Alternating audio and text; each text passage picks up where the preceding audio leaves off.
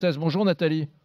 Oui, bonjour Eric, je suis contente de vous avoir depuis le temps que j'essaye de vous joindre pour autre chose des fois. Bon, bon, eh bien, on va en parler après l'émission, si vous voulez, de l'autre chose. Mais sur cette question justement de la formation et puis de l'emploi, des emplois non pourvus, qu'est-ce que vous voulez dire, ma chère Nathalie? Alors en fait, voilà, moi j'ai un fils qui a un parcours un petit peu atypique puisque bon, il n'était pas très bon à l'école, mais bon, il a été jusqu'en seconde et puis en seconde, on lui a dit bon bah, il y a plus besoin d'aller dans les pros parce que c'est trop tard.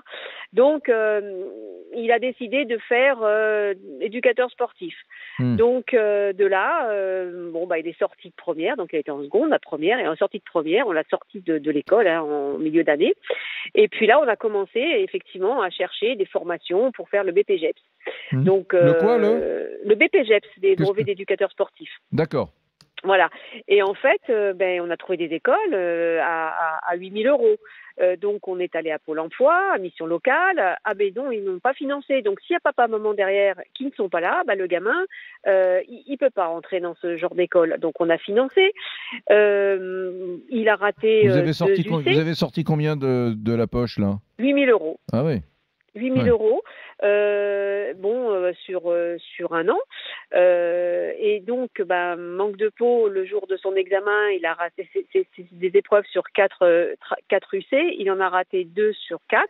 Hmm. Eh bien, on nous redemandait 3 000 euros pour repasser ces 2 autres UC. Donc déjà, on avait fait un prêt étudiant pour pouvoir payer les 8 000 euros, qu'on n'a toujours pas fini de payer.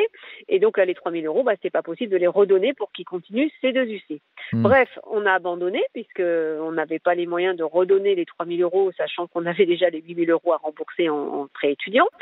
Donc, on s'est mis sur les sites de recherche, donc Pôle emploi, bien évidemment, Mission locale, Pôle emploi. Et mon fils m'a dit, écoute, il y a du travail un petit peu dans la sécurité, on nous appelle régulièrement, j'ai un copain qui le fait, voilà, il faut être formé. Donc, on est retourné à Mission locale. Non, nous, on finance pas. Pôle emploi, non, on finance pas. Pour 900 euros, hein. Hmm. Ah Voilà. oui. Ouais. Donc, on a eu un refus il n'y a pas longtemps, il y a 15 jours de Pôle emploi, comme quoi ils refusaient de payer la formation. Hmm. Donc, en fait, il y a de la demande dans tout ce qui est agent de sécurité, on le sait, mais Pôle emploi ne forme pas. Donc, si on ne forme pas, on ne peut pas rentrer dans ces boîtes-là qui demandent un minimum de formation. Ouais. Alors, on postule sur Indeed, LinkedIn, Météo Job, enfin, sur tous les sites sur Internet qui proposent. Alors, on demande tout, hein, manutentionnaire, hôtesse d'accueil pour les caisses d'accueil pour faire... magasinier ou caissier, hein. C'est négatif, pas d'expérience. On n'a que des réponses négatives. Alors dans le bâtiment, on nous demande, effectivement, on dit magasinier, il faut le CAS. Oui, le CAS, il faut être formé. Pôle emploi ne forme pas non plus. Donc en fait, à 19 ans, il a pas de bac, rien. On trouve pas de travail. Hmm. Il est volontaire. Il est volontaire. C'est un gamin qui a envie. C'est un gamin qui, bien sûr, c'est un gamin qui a envie, qui essaye de trouver par tous les moyens de gagner de l'argent. Bon. Alors là, il me dit, mais même dans le commercial. Donc je dis, écoute, essaye dans le commercial, mais dans le commercial, il faut de l'expérience aussi.